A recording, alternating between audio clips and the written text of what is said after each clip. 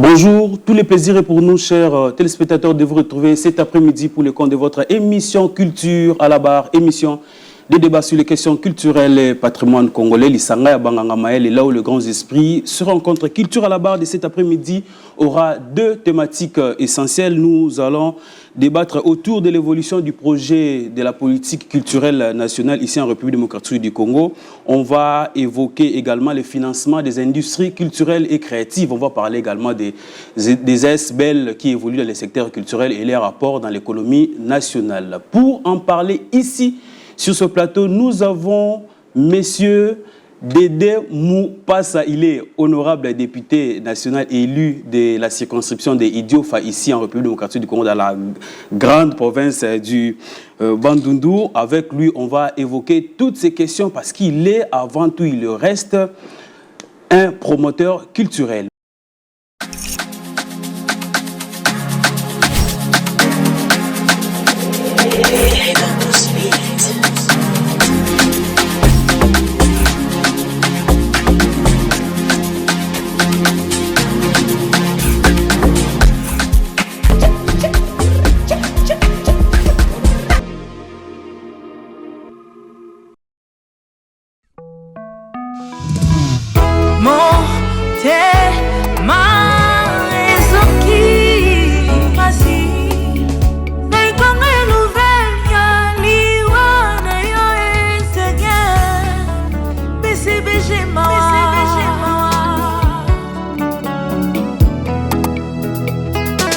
C'est vrai, mais une fin prématurée et ça la camabé. Oh, oh, pas peur des encapés.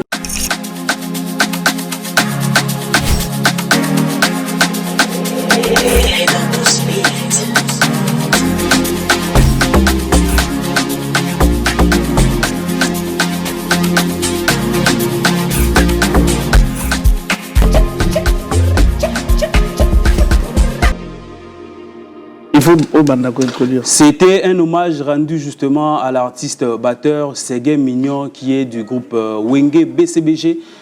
Nous avons ici sur ce plateau, comme je l'ai dit tout à l'heure, Monsieur Dédé Moupassa, mais les gens parlent beaucoup de Moupassa. C'est Moupassa, Moupassa. Qu'est-ce qui vous rend à l'aise?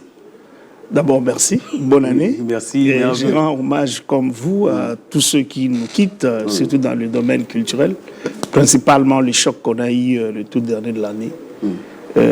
C'est qu'un mignon, un garçon très doux, qui approche tout mélomane ou tout promoteur avec respect et dignité. Que son âme repose en paix. Il y a également des batteurs comme Paseko, c'est des percussionnistes, c'est Paseko, c'est du groupe Quartier Latin. Il y a Dakumuda aussi, qui m'a approché politiquement, parce qu'au-delà de l'église, il a été aussi un acteur politique, candidat président de la République, d'ailleurs annoncé à l'époque. On parle de moins en moins. Que son âme vraiment repose en paix. C'est le chemin de nous tous. Aujourd'hui, c'est eux. Demain, ça pourrait être nous. Peut-être si on vous demandait vous-même de vous définir, tantôt un grand mécène, tantôt, comme je l'ai dit d'ailleurs à l'introduction, on va peut-être prendre ce clip-là au milieu de notre émission, un promoteur très en vogue de l'autre côté du Haut-Katanga, avec notamment le festival Nzenze. Qui est réellement Dédé Moupassa en quelques lignes, à part le fait que vous êtes connu comme député national et actuellement vous êtes parmi les personnalités de la grande province du Bandundu? Oui, mais c'est cela.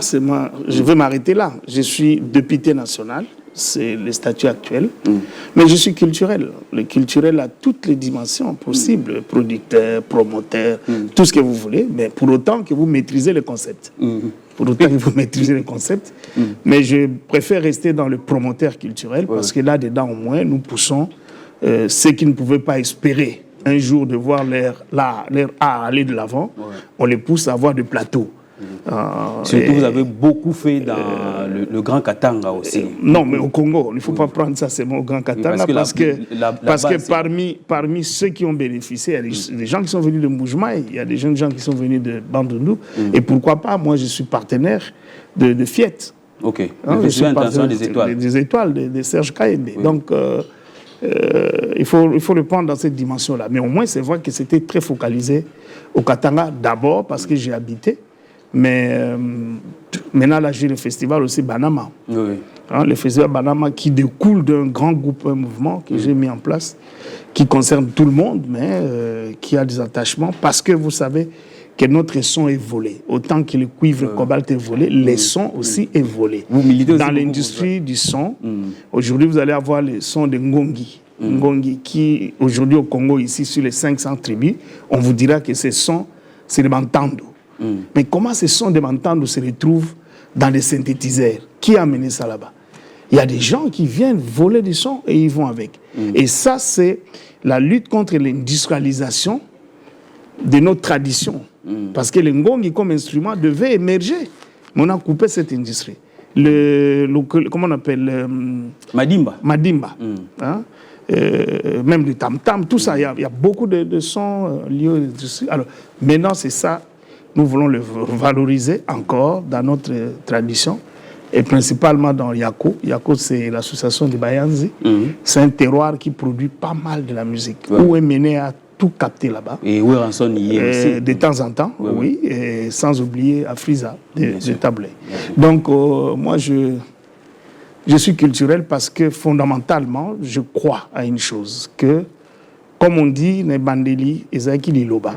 Au commencement, c'était la parole. Et la parole s'est transformée en culture. Au commencement était la parole et la parole s'est transformée en culture. Donc, ce qui est culturel, c'est le mode de vie. C'est tout ce qui est vivable, tout ce qui nous identifie, tout ce qui nous permet à ce que nous puissions consommer. Et la modernisation, c'est l'amélioration de ces conditions-là de vivre. Parce que nous construisons des maisons, nous construisons des lits, à toutes les manières, nous allons dans des sources prendre de l'eau. Le fait d'amener de l'eau jusqu'à la maison, ça c'est la modernisation, mais c'est toujours dans la culture.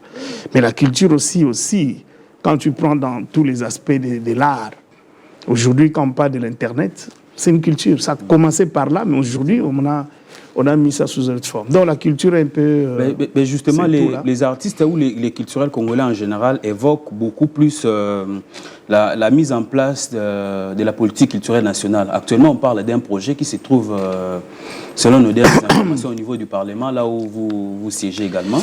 Vous êtes député national. Pensez-vous que cette politique culturelle, une fois votée, peut changer justement la situation professionnelle et sociale des artistes? Oui, ça va changer. Parce que de la colonie ou de la colonisation à l'État congolais, il y a beaucoup de choses qui nous étaient en manque. La loi financière, le code des douanes, depuis tous ces temps, seulement en 2010 qu'on a voté le code de douane. Très bien. La loi douanière, on l'a voté en 2010, à moins erreur de date. Mais on utilisait la loi de 1949 et 1947. Ouais. Et dans plusieurs domaines, même la gestion de la forêt, la gestion des eaux, des hydrocarbures. C'est comme ça qu'aujourd'hui, nous faisons des efforts de mettre en place des lois. Parce que pour un État, c'est cet ensemble de règles de gestion de ces aspects, de ces thématiques, selon que c'est là-dedans qu'on va définir comment le gouvernement peut avoir de l'espace pour travailler vis-à-vis de nous-mêmes, vis-à-vis des conventions qu'on signe au niveau international, vis-à-vis des autres pays, parce que vous savez que tout pays reconnu qui est un État est d'abord signataire des Nations Unies, des déclarations universelles, conventions. Alors, ces règles-là nous amènent que chaque pays puisse s'organiser en tenant compte de cela. Alors, pour ça, nos lois nous donnent d'abord la manière de faire fonctionner dans tel ou tel domaine, par exemple le domaine de l'environnement, c'est quoi, comment il faut le faire. Et chaque jour, nous améliorons le domaine de la santé, qu'est-ce qui est repris là-dedans. Mais c'est comme ça que dans le domaine de la culture, nous devons aussi évoluer comme dans le domaine sportif. Parce que vous savez que notre culture, depuis un certain temps, quand on parle de Père Buffalo, c'est qui prend les jeunes gens, qui les enseigne, qui les encadre, ainsi de suite. Ça, c'est pour parler de la musique, le théâtre, ainsi de suite. Mais sur d'autres cieux, ils ont déjà un cadre bien défini qui fait la musique et quand il le fait, il est qui. Et la musique s'est fait accompagner de quoi exactement? Quel est le rapport entre l'artiste et l'État qui organise même tous ces cadres? Même le statut de l'artiste lui-même. Exact, c'est cela. C'est ça qui doit être dans une loi pour que chacun puisse évoluer tout en se protégeant étatiquement, en termes de normes, en termes de lois.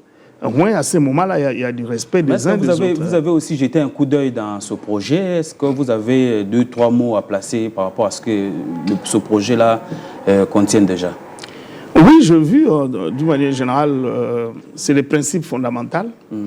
Et là-dedans, c'est les groupes qui existent d'abord comme statutairement comme objet, la culture, entre guillemets, dans tous ces arts. Il y a les statuts de l'artiste, il y a aussi les rapports dans leur production, ainsi de suite. Je ne veux pas tout énumérer, mais c'est déjà au niveau du gouvernement. Et nous avions donné la loi de l'habitation, c'est-à-dire c'est le gouvernement qui va voter. Et le Parlement viendra entériner après.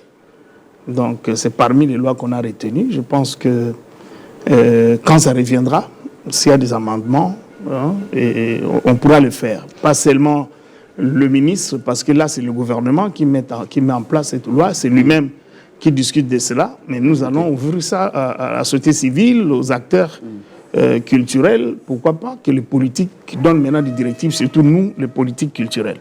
Peut-être une dernière question dans ce cadre-là. On vous reproche, vous, beaucoup de choses, vous les députés, surtout les députés nationaux, mais tout en restant justement dans ce domaine culturel, est-ce que les questions culturelles font aussi partie de vos priorités quand il y a des débats, quand il y a des propositions de loi, par exemple? Bon, maintenant, c'est la République, l'État, le gouvernement, le Parlement, la justice, l'armée. Voilà, ça c'est ce fonctionnement-là où se trouve la culture dans cela. Parce qu'il y a un ministère de la culture. La différence du ministère de la culture et les culturels parlementaires, c'est quoi? Et les artistes. Le ministère est dans un gouvernement qui régence, qui réglemente sur base des lois qu'eux-mêmes peuvent proposer, ou vous autres proposez, mais qui a été voté au niveau du Parlement. Alors, mais maintenant, un député qui reste un député culturel, c'est par nature. Mais nous avons une commission permanente au Parlement qui est socio-culturelle, qui prend toutes les matières culturelles, donc on a mis là-dedans. Même la santé, donc c'est dans le fonctionnement du Parlement, dans tous les parlements du monde. Nous avons l'aspect politique, c'est le groupe parlementaire, et nous avons l'aspect gouvernance du Parlement, qui sont des commissions parlementaires. Qui sont regroupés dans des thématiques. Et les socio-culturels, c'est là-bas que la culture, entre guillemets, comme vous voulez l'entendre, se retrouve. Mais tout député peut aller participer dans les réunions là-bas. Et quelles réunions? C'est sur des questions de l'ère. Et tout député peut poser la question, parce que quel est le rôle du député? Le rôle du député, c'est voter les lois. Voter les lois, contrôler le gouvernement et les entreprises publiques ou les entreprises de services publics. Aussi être représentant du peuple, de la nation. À ce titre-là, on a des questions qu'on peut s'interroger sur l'environnement, même sur la culture, qu'est-ce qui se passe, quel type de musique nous écoutons, quel type d'exposition, pourquoi il n'y a pas de tableaux congolais. Ça, c'est un constat que j'ai fait. Dans des maisons de Congolais, il n'y a pas beaucoup de tableaux congolais. Même au ministère, rarement. Dans des offices, il n'y a pas de tableaux congolais. Dans nos ambassades, partout ailleurs, il n'y a pas un marché qui vend nos tableaux. Parce qu'un tableau, c'est l'expression d'une réalité qui est mise en image. Et ça doit traverser le monde. Imaginez qu'on puisse montrer le baobab. Vous voyez l'arbre baobab. Même à Kinshasa, ici, vous ne le connaissez pas. Oui, on baobab, vous voyez, non, beaucoup d'enfants ne connaissent pas le baobab. Peut-être vous avez eu la chance. Où vous avez vu le baobab ici à Kinshasa? Excusez-moi. C'est vous de poser les questions, oui. Mais vous avez vu l'arbre? Je vais quand même me le permettre à Kingasani, sur l'avenue Kipushi. C'est par là que tu as vu. Oui. Mais au Baobab aussi, à Beach Ngobila aussi. Ngobila, oui. Donc, c'est ces arbres-là qui ont des diamètres impossibles. Donc, le monde entier, ils n'ont pas le même type d'arbre. Quand on parle de l'arbre là-bas, c'est des diamètres de 3 mètres, 4 mètres. Alors, ça, c'est à explorer. Ça, c'est à regarder. Ça, c'est une richesse, le fait d'avoir ça comme ça. Ouais. Alors, mais maintenant, quand vous représentez ces baobabs dans les tableaux et que dans le monde, par exemple, à Dubaï, ils n'ont même pas de forêt à Dubaï. Mais quand on les explique que voilà, il y a des forêts, naturellement, ces arbres émergent là-bas, les arbres, pardon, qu'on a trouvés, ces genres de forêts, ça donne notre image. Et ça provoque même qu'on ait d'un tableau qu'on provoque de venir vers le Congo. Ça renvoie au tourisme. Et ça donne maintenant le tourisme aussi. Donc voilà. Effectivement, nous allons toujours rester dans ce secteur culturel pour évoquer cette fois-ci, on va parler d'un autre sujet, mais cette fois-ci, c'est le financement des industries culturelles créatives. En un mot, ce sont des ASBL qui évoluent dans les secteurs culturels. Quelles sont les stratégies que vous pouvez proposer justement pour financer les événements culturels, faisant ainsi la promotion du soft power congolais? Parce qu'on déplore de temps en temps que des organes comme les FPC n'ont pas souvent l'argent pour accompagner les culturels, pour accompagner les activités culturelles. Est-ce que le problème, c'est l'FPC qui n'a pas d'argent ou les structures ou les industries culturelles créatives congolaises qui n'ont pas justement qui ne sont pas légaux pour aller vers l'État pour récupérer leur accompagnement? Non, mais tout fait partie de d'où nous venons. La culture, j'ai parlé de Père Bifalo tout à l'heure. Qu'est-ce que ça représentait la culture dans le format actuel? Ça ne représentait rien. Vous allez faire le théâtre scolaire, après on vous donne le coca sucré, vous sortez, vous partez. Vous allez tourner des films où on vous initie à des choses culturelles, mais qui n'a pas de forme, de base légale qui encadre tout cet aspect. Autant qu'on a fait pour le sport aussi. Mais aujourd'hui, dans le sport, il y a des milliardaires, des millionnaires pour jouer sur le football. Aujourd'hui, dans le film, par exemple, c'est toute une industrie. On va vous faire ciné. Il y avait ciné ici, Cinépolis. Cinépolis, Cinémax et tout ça. C'est quoi ça? C'est des gros bâtiments construits, des grandes salles, pour venir diffuser seulement le film. Ça veut dire que le film qu'on tourne, il avait une valeur. Et c'était rémunératoire. Et ça donnait de l'argent. Et quand vous allez dans des acteurs de films, vous allez voir, on ressort de millionnaires, de milliardaires. Mais c'est à nous maintenant d'entrer dans cela, parce que c'est une organisation mondiale.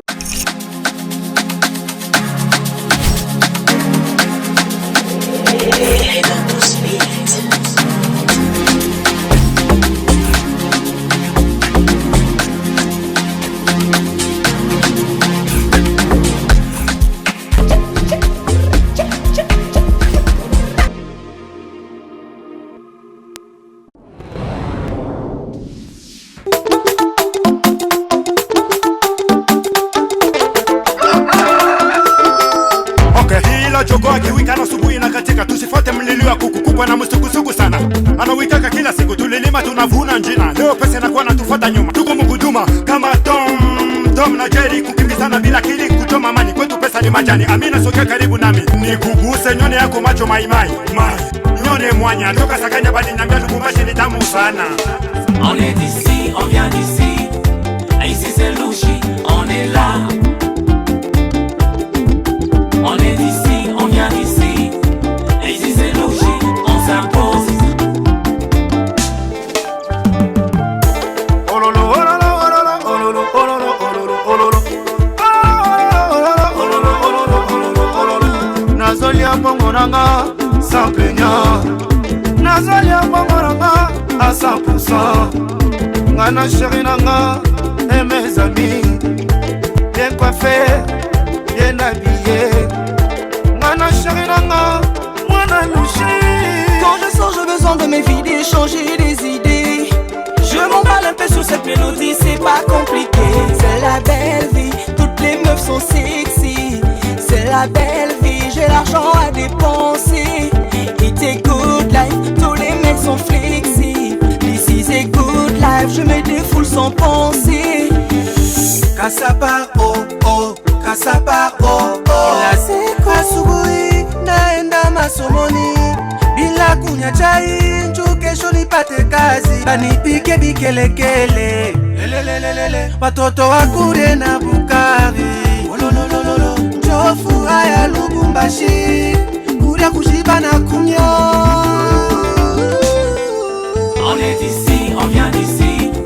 Et ici c'est Louchi,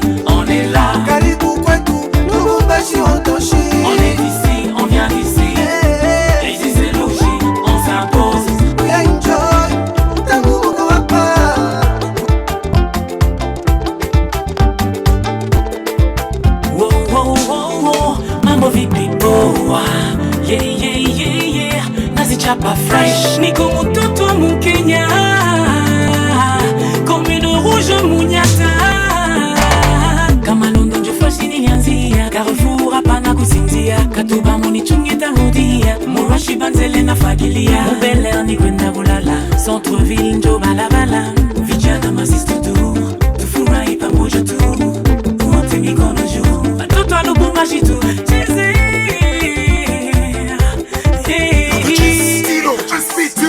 Artiste, pas nos pubs. Brique après brique, je bâtis mon édifice. Après tant de sacrifices, Léon Jo, Hélène et Nita fils. It's mega big ass top. Nilizani ya trap na pangara. Mashabiki walete clap. Na mabinti tucheze mu club. Ndiyo miziki ya kwetu. Mami nyonga kiuno. Loche ni kuvala kuna na kura mechopo ya Mukamalondo. Prenez-moi pour un fou, je m'en fous. On dit qu'il fallait passer, ne revient plus. Achani enjoy na makuta yangu Duma Achani enjoy na pesa ya kujashu yangu Mikuna duma shitake conseil Hawa ilengi hasta la vista Pardon munyache makuta mwenyue Baka buka chike. On est d'ici, on vient d'ici. Ici c'est Louchi, on est là, on est là. Apanjoko et tout. On est d'ici, on vient d'ici. Ici c'est Louchi, on s'impose. On s'impose, nazanyo na elewa. Weye mutoto, lokota tafari. Ya mama mkubwa, moya, mbili, tatu. Olwezi kale mikamina obalebe kumukuya Kasumbale saki pushili kasi obalebe kumukuya Muchacha dilolo sandoa obalebe kumukuya Mutuchunge tunesha kufika obalebe kumukuya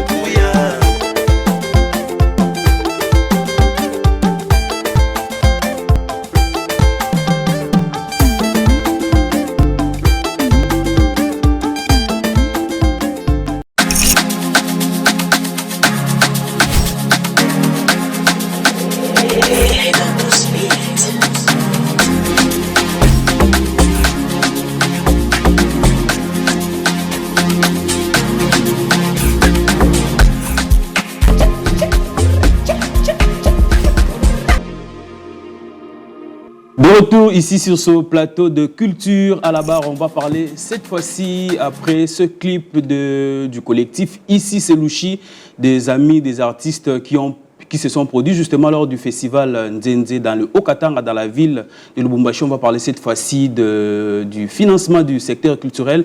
On parle précisément des industries culturelles et créatives qu'on appelle ici jusqu'à ce jour les ASBEL. Est-ce qu'ils contribuent effectivement dans l'économie nationale? Comment les financer? Parce qu'actuellement, avec ce qui se passe avec l'honorable Dédé Mopassa, avec ce qui se passe justement avec les FPC, les artistes ou les acteurs de ce secteur dénoncent que cet organe ne finance pas assez les artistes. Mais est-ce qu'eux-mêmes, ces industries-là, elles sont légales?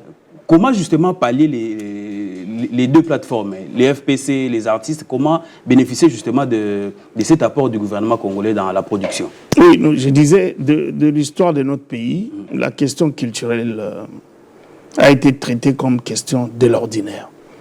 De telle manière, quand tu as ton talent de chanter dans la douche, tu en sors, on te découvre par un grand, vous vous réunissez à 3-4, vous sortez des tubes. Et c'est l'orchestre qui commence. Quand on vous demande, votre orchestre s'appelle comment, vous donnez un nom. Mais quand nous allons dans le registre des orchestres reconnus par l'État congolais, ils ne sont pas là. Quand on donne les cartes des artistes, il y a des gens qui n'ont pas de cartes. Mais donc, à un moment, les artistes eux-mêmes avaient dénoncé le fait d'avoir une carte pour artiste parce qu'ils considèrent qu'un artiste n'a pas besoin d'une carte pour exercer. Bon, voilà, si tu n'as pas besoin d'une carte pour exercer, comment l'État congolais va te prendre en charge? C'est ça que je dis, l'organisation. Même les journalistes, vous avez votre diplôme, même des médecins, tous ces corps. L'État doit vous reconnaître. Et l'État a prévu les associations, les mouvements associatifs. Effectivement. Et les mouvements associatifs ne créent pas de bénéfices. Ils peuvent créer des ressources pour leur existence, mais ils ne créent pas de bénéfices qu'ils vont partager avec l'État congolais. Par définition, quand on a besoin de travailler sur notre mentalité, sur l'histoire, la culture, on peut vous subventionner. Mais pour le faire, vous devez être enregistré, vous devez être reconnu. Ouais. Comme ça, au moins, s'il y a des mises à niveau, si l'État a des choses qu'il veut, aujourd'hui, l'État congolais a besoin de se battre contre cette guerre injuste qu'on a. Et il a besoin de l'appui des artistes. Quels sont ces artistes? Ces artistes avec qui il combine, qu'il travaille. C'est parce que le fait d'être chanteur, de savoir dessiner ou d'aller faire des photos, c'est ça qui vous donne le droit de vous dire artiste, non. Alors, mais c'est la loi qui va définir toutes ces choses-là. Alors, mais maintenant, dans l'arsenal de la gestion, de la gouvernance de la chose culturelle, l'FPC, c'est quelque chose de merveilleux qui est arrivé à un moment où l'État n'avait plus la capacité, beaucoup de moyens de donner, et on voulait prendre sur le produit même des artistes. Quand vous faites l'exhibition publique, par exemple des concerts. Par exemple des concerts, l'État a un droit, parce que ces concerts, avant de le faire, vous écrivez, on vous envoie la police. Pour sécuriser. Et à la fin, il faut que, comme c'est rémunératoire, il faut à tout prix que l'État ait aussi quelque chose. Et c'est le fonds qui va vers l'FPC. Et ces fonds-là, ce n'est pas pour rien. C'est toujours le fonds pour promouvoir, encadrer les artistes et dans leurs rêves. Mais récemment, j'étais avec Madame Barbara Kanam, la DG. Elle-même qui a laissé attendre que aujourd'hui, les FPC n'ont pas ces pouvoirs contraignants vers ces entreprises, vers ces assujettis pour les réclamer de l'argent. Donc ces entreprises-là, ou ces festivals, ou les productions publiques, donc ils sont eux-mêmes obligés de venir, soit de ne pas contribuer. Donc elle regrette le fait qu'aujourd'hui, elle n'a pas le moyen justement pour contraindre ses vis-à-vis afin de lui donner de l'argent pour financer les autres. Il doit utiliser, d'abord, il peut utiliser la police, il peut utiliser la justice. Aussi longtemps qu'il a d'abord la loi qui organise, qui le crée, les lois de la République qui viennent de la Constitution doivent être protégées, doivent être consommées par tous. Ne pas le faire, il y a l'organe répressif qui est la police, qui est de corollaire direct, d'auxiliaire direct du parquet, ainsi de suite. Mais la loi qu'on va mettre en place va maintenant voir dans quelle mesure on va contraindre les gens à le payer. Ne pas le faire, il y a des poursuites qui peuvent se faire. Mais moi, je donne seulement la logique. Et cet argent qui va dans cette caisse, c'est justement pour organiser des ateliers de formation. C'est justement pour rayonner, faire rayonner le grand message de ce que représente notre culture, d'une manière générale. Que ce soit les expositions de tableaux, comme on a dit ici, photos, que ce soit la musique, la danse, et tout ce qu'il y a comme art qu'on devait le faire. Et il n'y a pas que ça comme taxe qui vient là-dedans, il y a d'autres taxes aussi de subventions, et il y a aussi des obligations de passer les ASBEL. D'abord, que vous soyez les ASBEL, ça c'est important, parce que même le fonctionnement chez vous, comment recruter un artiste, quand l'artiste est avec vous, est-ce que l'artiste est reconnu à l'INSS pour garantir son avenir, parce que la voix peut se détériorer, et à la prise en charge mutuelle, il y a l'assurance qui peut assurer des concerts, des spectacles. Et aussi, il y a, par exemple, dans l'arsenal musical, je ne prends que ça avec la rumba, parce que peut-être on va en parler. Aujourd'hui, cette industrie a des managers. Avant, on ne pouvait pas en avoir. Il y a des managers, il y a des réalisateurs. C'est comme ça aussi à la télévision. Il y avait un caméraman avec l'invité, on fait et puis on diffuse. Mais aujourd'hui, il y a des photographes, il y a des phonos. C'est pas moi. Tout ça, c'est cette industrie qui doit accompagner aussi la chose culturelle. Oui, avant d'évoquer la rumba au patrimoine culturel immatériel de l'humanité, je voulais qu'on évoque aussi un élément important. Après l'embargo de combattants en Europe, entre guillemets, actuellement, les musiciens congolais ont repris justement des productions en Europe, passez-moi la tautologie. Mais ce qui se passe, c'est qu'on constate que l'État congolais ne gagne presque rien de ces productions. Comment pallier justement à cette question aussi? Oui, c'est des questions qui doivent être dans la loi. L'FPC, quand vous jouez à l'extérieur du pays, vous devez vous faire identifier. Le producteur qui vous produit là-bas doit être reconnu, parce que vous êtes des artistes congolais. Mais c'est vrai qu'il y a beaucoup d'artistes congolais qui jouent les doubles rôles. Ils ont les passeports français. Français.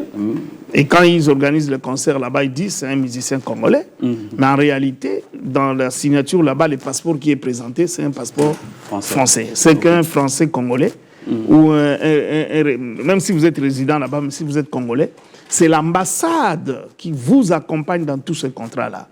Et l'ambassade peut dire au producteur que voilà l'artiste que vous produisez est pris en charge au pays.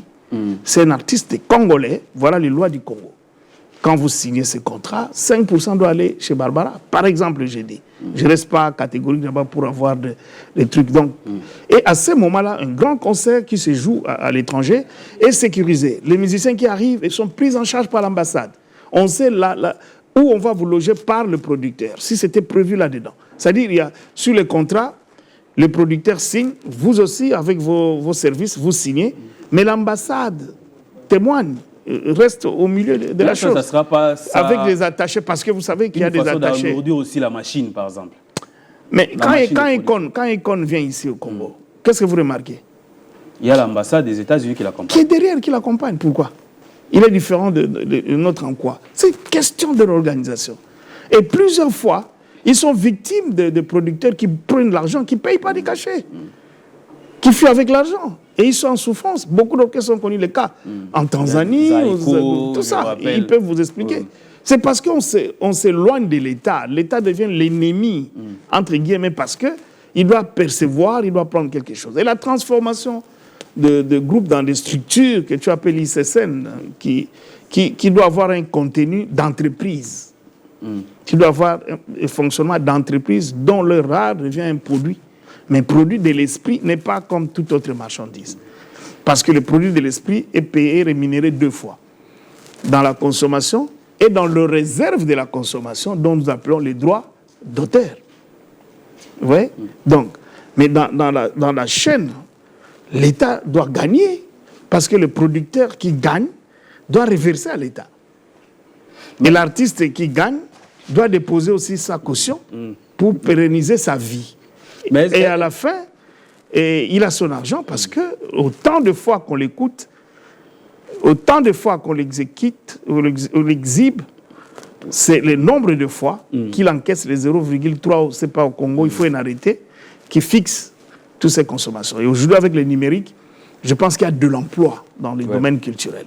Parce que les agences agréées, ici, chez vous, quand vous devez mettre la musique du matin au soir... Chez nous. Non, ici, dans votre chaîne, je veux dire. Moi, je ne suis pas de votre chaîne, je suis un invité. Moi, je non, je ne parle pas du Congo. Non, je parle de votre chaîne. Il y a un programme du matin au soir. Vous avez déjà programmé des chansons. C'est lui qui gère ces chansons. On l'appelle qui? Régisseur. C'est le régisseur? Oui. Il a des chansons. En dehors de ces chansons programmées, il ne peut pas mettre une autre chanson. Ce serait ça, la loi. Ce serait ça, l'encadrement. Combien de chansons sont jouées? Parce que vous réclamez le droit d'auteur. Le droit d'auteur se réclame par rapport à la production, pas par rapport à l'œuvre qui est dans les tiroirs. Non. On vous consomme combien de fois? Et tout ça, c'est dans la loi, dans le règlement qu'on doit retracer. Comme ça, tu te dis, moi, on m'a joué 10 000 fois, on m'a joué 15 000 fois 0,04. Voilà ce qu'on doit vous payer. Et comment le faire? S'agréer des agences, et le faire, on les joue à la radio, on les joue dans des fêtes. Et les gens qui font jouer la musique à la fête, maintenant, là, ce n'est pas n'importe qui. Vous jouez en public l'œuvre d'autrui. Ça ne peut être joué qu'on crée encore notre emploi et notre travail des DJ. Des DJ. On va en parler. Les DJ INA doit connecter les DJ dans la formation là-bas parce que c'est une réalité maintenant. Là. Les discothécaires qu'on appelait avant, aujourd'hui, c'est transformé aux DJ, ceux qui mettent de la musique. Mais c'est très important pour nous aujourd'hui parce que c'est eux qui doivent signaler qu'est-ce qu'ils ont joué dans des boîtes, dans des terrasses, ou qu'est-ce qu'ils ont joué dans des fêtes de mariage, ainsi de suite. Et pour ceux qui utilisent ça dans des voitures, il y a un forfait qu'on va payer. Quand tu achètes une voiture qui a une radio, la copie privée, tu dois payer. La voiture, les véhicules payent justement au niveau de la douane la copie privée. Oui, ils vont payer, ils payent. Ils payent déjà. Oui, ils payent. Oui. Ils payent. Alors là, maintenant, on appelle ça fourre-tout. C'est dans ça maintenant qu'on partage tout le monde en l'équité. Avant qu'on parle de la rumba au patrimoine culturel et matériel de l'humanité, je voulais vous poser une seule question. Est-ce que les artistes congolais aujourd'hui, qui ont déjà pris une direction, sont prêts justement à contribuer à cette évolution-là de l'industrie en République démocratique du Congo? C'est eux les acteurs, que vous le voulez ou pas. Mais c'est ça le rôle de l'État. C'est l'État qui doit pousser. Les acteurs sont là. Vous voulez avoir l'équipe nationale, mais il y a un coach. Organisez-vous, l'équipe nationale. Gagnez des matchs. Honorez vos publics. Et c'est cela aussi. Les acteurs sont là. Les innés, ils sont... je ne sais pas. Tu vas aller dans chaque coin de la République, tu trouves des milliers des artistes sur tous les domaines. Sur tous les domaines.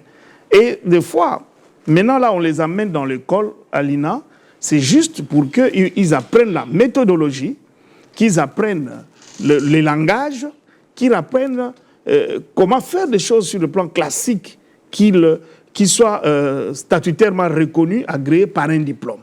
Parce que c'est le diplôme qui est le juge de chaque profession, de tout ce que nous devons faire avoir comme connaissance. Pourquoi? Parce que l'UNESCO surveille les connaissances du monde, le public, et le rend dans un tout qui est au niveau des Nations Unies. Donc, notre production, c'est une production mondiale aussi. Alors, il faut que ça soit encadré. Donc, c'est l'État congolais qui a les devoirs, par le département du ministère de la Culture, de faire ce travail en mettant des organes jusqu'au niveau du village. Oui, effectivement, si nous permet d'évoquer notre dernière thématique sur la rumba congolaise au patrimoine culturel immatériel de l'humanité. Une fois la rumba congolaise est inscrite sur la liste représentative du patrimoine culturel immatériel, mais quel peut être justement son apport dans l'économie nationale? On parle beau de cette rumba aujourd'hui, patrimoine, mais quel peut être son apport avec ces multiples branches? Quelles peuvent être justement ces branches-là? Vous avez évoqué tout à l'heure des DJ, vous avez évoqué les barman qui servent justement dans des bars. Aujourd'hui, on parle même des droits voisins, les artistes qui accompagnent les musiciens, mais aujourd'hui, la rumba au patrimoine reste juste un slogan. Est-ce qu'il y a un moyen aujourd'hui que cette rumba contribue à l'économie nationale, au-delà justement de l'ouvrage de Didier Moumengi?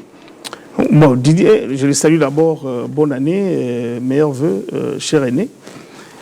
Il se bat, compris ou mal compris. Qui devait le comprendre? Les organes étatiques ou c'est les artistes? Ou alors c'est le monde qui consomme la rumba congolaise. La rumba congolaise n'est pas ce slogan que vous croyez. C'est une reconnaissance internationale. Maintenant, c'est à nous de rendre ça.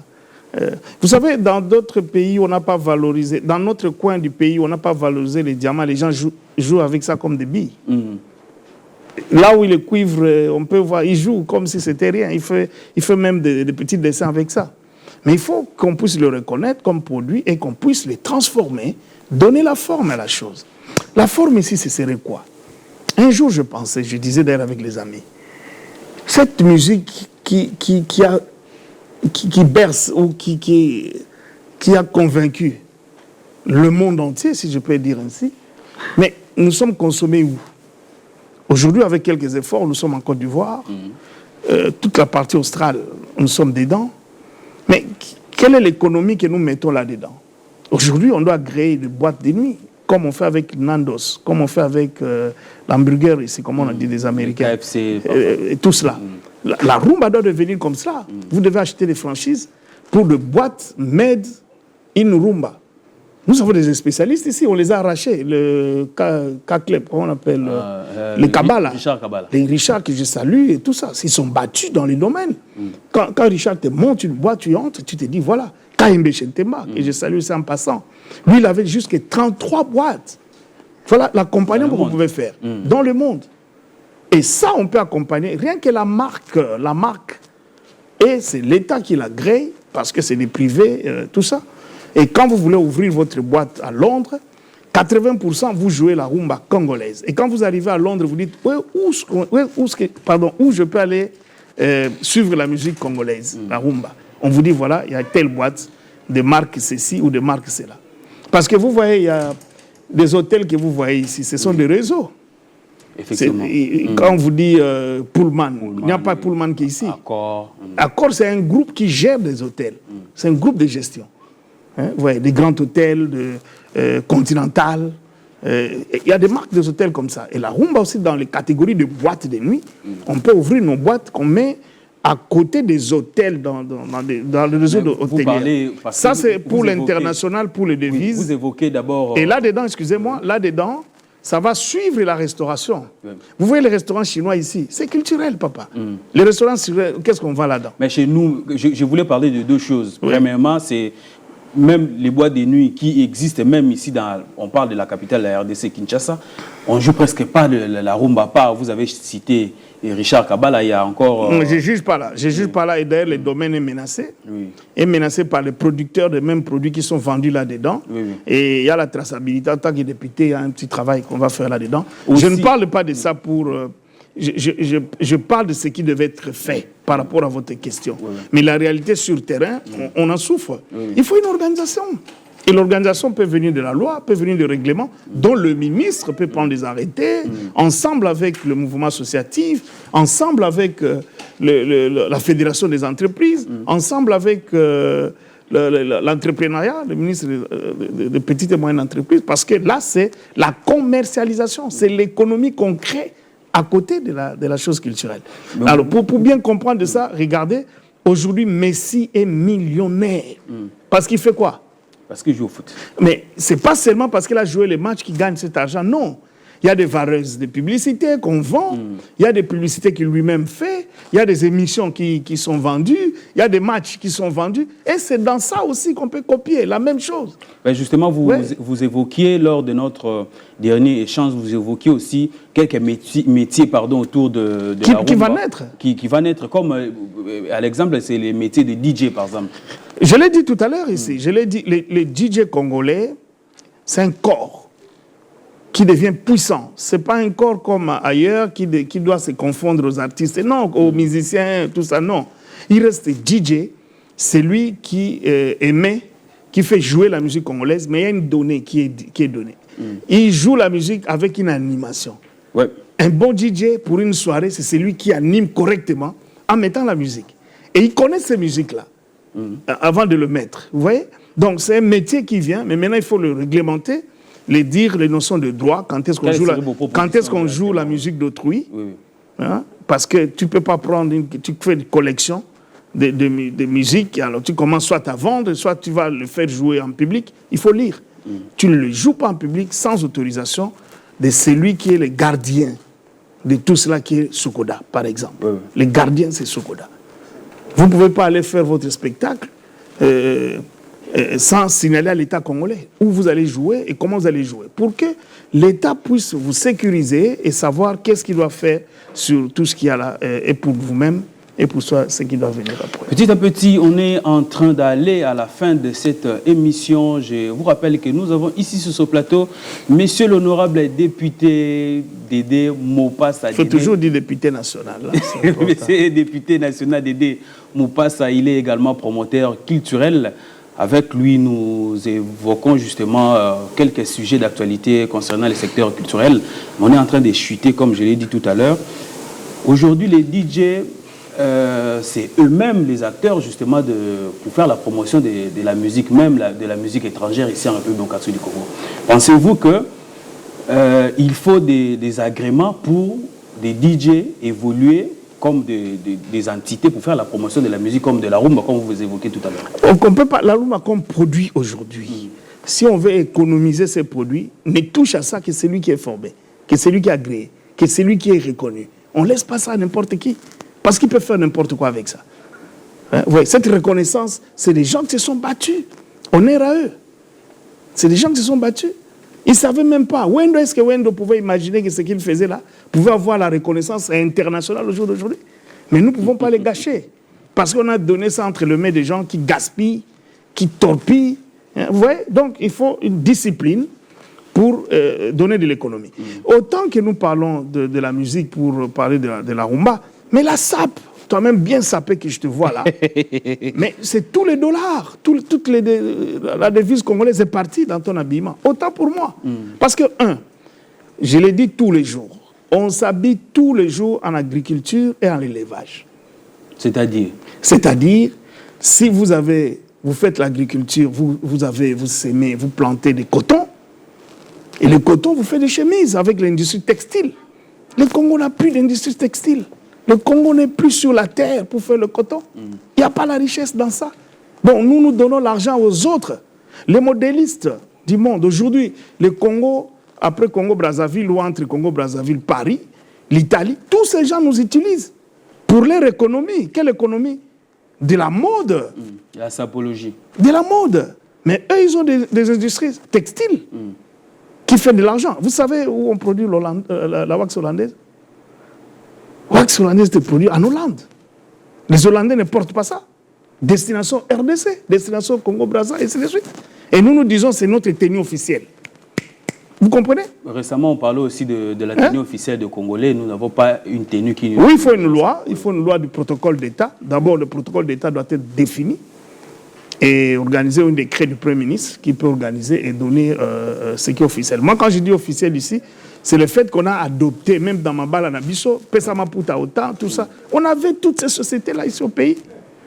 Et c'était même notre fierté. Mais aujourd'hui, nous consommons même tout ce qui vient du dehors. C'était l'identité de la femme congolaise. Où ça reste encore l'identité de la femme congolaise. Vous êtes notre premier invité pour l'année 2025. Quels seraient vos vœux pour cette année? En tout cas, le vœu que j'ai, c'est de voir à Paris, partout dans le monde entier, que le Congolais soit consommé.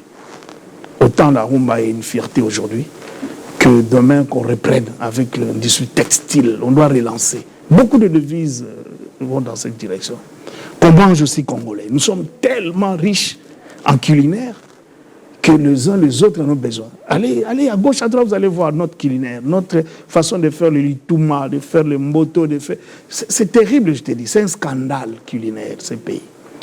Alors il faut qu'on puisse l'encadrer, que l'État puisse prendre des résolutions au travers des lois mises en place, que l'entrepreneuriat dans ces domaines évolue et ça aille plus loin que cela pour réduire les consommations en devises, pas seulement pour les Thompson qu'on importe, même les habits. Alors, à ce moment-là, je pense que nous serons fiers de nous, et puis notre identité va gagner autant notre drapeau le monde entier.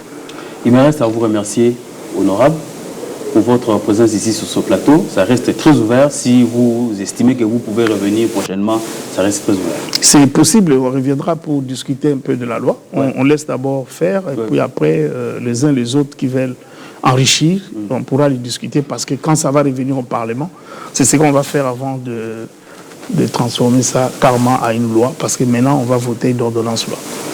Merci beaucoup à vous, chers téléspectateurs, d'avoir suivi cette émission. Si vous avez aimé, dites un grand merci à l'équipe technique de la radio-télé de l'éducation. Quant à moi, Culture à la barre, on vous retrouve prochainement.